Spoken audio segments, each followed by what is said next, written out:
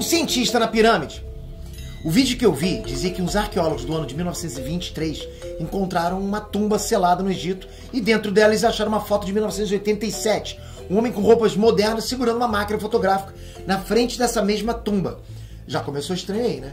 Como que a tumba estava lacrada e aquela foto de mais de 60 anos depois foi parar lá dentro? O vídeo dizia que no futuro esse homem foi identificado como Elon Huck. Era um cientista que desapareceu sem deixar rastros enquanto ele trabalhava num tal projeto Cronos. Guarda esse nome, ok?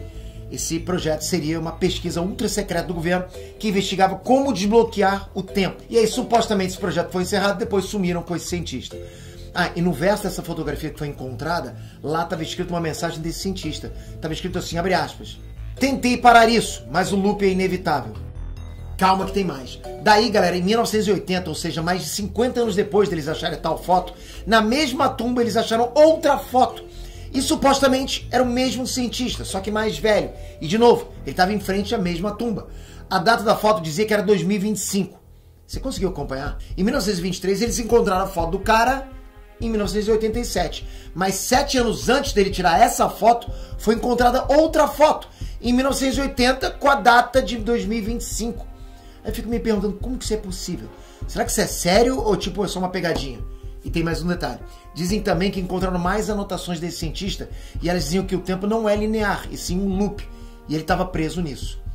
Ainda assim, em 2023 rolou mais uma surpresa. De novo, essa tumba foi reaberta e lá dentro encontraram uma câmera fotográfica. Supostamente a mesma que aparecia nas fotos com o cientista. Daí, eles revelaram as fotos do rolo do filme da câmera e as fotos de lá mostravam as datas de 2045. E o mesmo cara estava lá em frente à mesma pirâmide. Tem muita cara de ficção científica, mas ok, se essa história for real, só abre a mente. E se for real? Bom, eu fui pesquisar e eu não achei nada confiável sobre esse assunto. Na verdade, o que eu achei foi um livro de ficção chamado Projeto Cronos, que conta a história de cientistas do presente que viajaram no tempo para ver de perto as maiores descobertas científicas da história. Além disso, não tem nenhuma publicação científica, nem museu, nem autoridade falando dessa abertura de tumba aí, as fotos do cara lá. Mas ok, se por um lado isso parece confirmar que a história é uma ficção de internet, por outro fica aquela vozinha na cabeça da gente questionando. Mas se eles estão escondendo os fatos?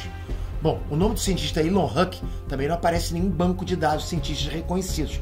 E o tal projeto Cronos não aparece em nenhuma lista de projetos governamentais. Pelo menos ele não está em nenhuma lista pública. Tá bem, então essa história está bem mal contada e pode ser só uma ficção viral. Mas essa ideia do tempo ser um loop ou até mesmo um ciclo, e aí? Bom, essa parte até que tem fundamento. Em várias culturas antigas o tempo era visto como cíclico. E até na física moderna, algumas falam dessa ideia de que o tempo pode se repetir, mas esse cientista da pirâmide não é nem o caso mais famoso de viajantes do tempo. Tá pronto para mais uma? O hipster nos anos 40. Bom, esse aqui já viralizou um tempo atrás. Você chegou a ver essa história? Vamos lá. Lá em 1941, durante a reinauguração de uma ponte no Canadá, alguém tirou uma foto do povo que foi lá para assistir. E nessa foto apareceu um cara no meio da multidão. E ele chamou muita atenção pelo jeito que ele estava se vestindo. Todo moderno, com camiseta estampada, moletom com zíper, né? Óculos escuros e uma câmera fotográfica portátil nas mãos. Galera, a gente está falando do início dos anos 40.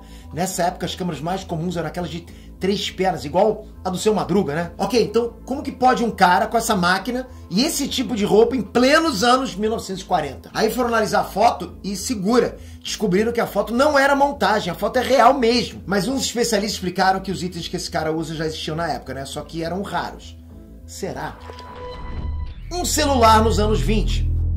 Bom, galera, essa prova de viajante no tempo surgiu num DVD do filme O Circo do Charles Chaplin. A prova não está no filme em si, mas na parte do bônus do DVD, que mostrava o dia do lançamento do filme em 1928. Ou seja, o que foi filmado não tinha nada a ver com a ficção.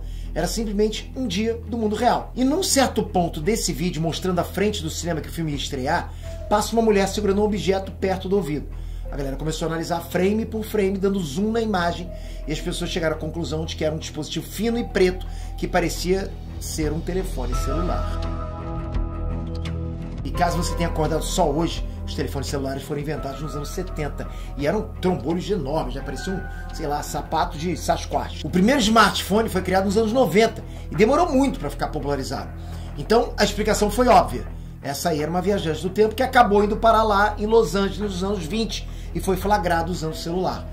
Mas se a gente pensar por 2 segundos, a gente baixa a empolgação e lembra que para um celular funcionar, precisa de torres, antenas, satélites, né? Toda aquela parafernália tecnológica que simplesmente não existia nos anos 20. Então não tem como. Mesmo se aquele fosse um celular, seria impossível que ele funcionasse. O mais provável mesmo é que essa mulher estivesse usando um aparelho auditivo, tipo um amplificador de som que na época estavam começando a se modernizar. Bom, é o que dizem, né? E não, eu não tava lá pra saber como era. Bom, por enquanto a gente não encontrou nada que desse certeza. Mas por que um viajante no tempo de verdade iria pra algum lugar aleatório do século XX? Pensa. E se ele se revelasse, sei lá, no século XIX? O celular do século XIX? Um pintor chamado Ferdinand Georg Wald Miller criou um quadro chamado The Expected One lá em 1860. Nesse quadro, uma moça está no centro da tela, caminhando pela paisagem, indo de encontro ao rapaz que está perto dos arbustos. O que chamou a atenção é que parece muito que essa camponesa está lá caminhando olhando para um celular. Os críticos de arte dizem que não tem nada a ver, que ela tem um livro de orações na mão. Mas não é exatamente assim que a gente usa um celular enquanto caminha hoje em dia. Mas tá bom. Talvez pintura pode não ser uma prova muito real mesmo. Vamos ver uma então mais perto da nossa realidade. Smartphone no ringue. Olha essa luta aqui do Mike Tyson. Dá uma olhadinha aí. Vê se você percebe alguma coisa estranha aí. Não? Olha de novo. Tem alguém na plateia tirando foto ou filmando com o smartphone. Ah, mas Pedro, o que tem de errado nisso? O que tem de errado é que essa luta aconteceu há 30 anos atrás. O primeiro smartphone com câmera só ia ser inventado 4 anos depois dessa luta. E não era nada parecido com esse aí do vídeo. Esse aparelho aí tem flash. Acende uma luz vermelha no canto, do lado da lente. Esse vídeo fez muita gente vasculhar a internet. E o aparelho que mais se parece com isso aí no vídeo é o Nokia PureView 808. Isso é um celular de 2012. E se isso for verdade, talvez esse viajante no tempo tenha sido da época desse celular. E ele voltou no passado para assistir uma luta épica do Mike Tyson. Faz sentido ou não faz? Ok, mas desde quando surgiu essa ideia de viagem no tempo? Você já parou pra pensar nisso? De onde que vem essa vontade de romper as regras da linha do tempo? O início de tudo. Antes mesmo da humanidade pensar em foguetes espaciais, máquinas super tecnológicas, de relatividade, o ser humano já tinha pensado em como seria atravessar a barreira do tempo, tanto para o passado quanto para o futuro. A primeira história que vale a pena conhecer é o mito do rei Kakudmi. Essa história é uma das mais antigas que se tem notícias sobre dilatação temporal, e ela está no livro Mahabharata dos hindus. Nessa história, um rei chamado Kakudmi estava querendo achar um marido ideal para a filha dele. Daí ele foi consultar o deus Brahma no céu, né? Quando ele e a filha chegaram lá, o deus Brahma estava assistindo uma apresentação de dança, e eles esperaram a dança acabar para ir falar com o Todo-Poderoso. Até aí tudo normal. A dança terminou e o rei contou pro Brahma os problemas dele. E o Brahma começou a rir e falou pra ele que só naquele tempinho que eles passaram ali já tinha se passado 13 milhões de anos na Terra. Então nem os problemas, nem as pessoas, nem o reino do rei Kakudmi existia mais. É mais ou menos o que aconteceu no planeta Miller, né? Em Interestelar, lembra? Hey, Dad. Só que essa história do rei Kakudmi foi escrita quase 2.500 anos atrás. Por isso, provavelmente, essa é a história mais antiga de dilatação temporal e o conceito que guia essa viagem no tempo, né? Essa diferença no tempo dependendo do espaço parece muito com relatividade de Einstein.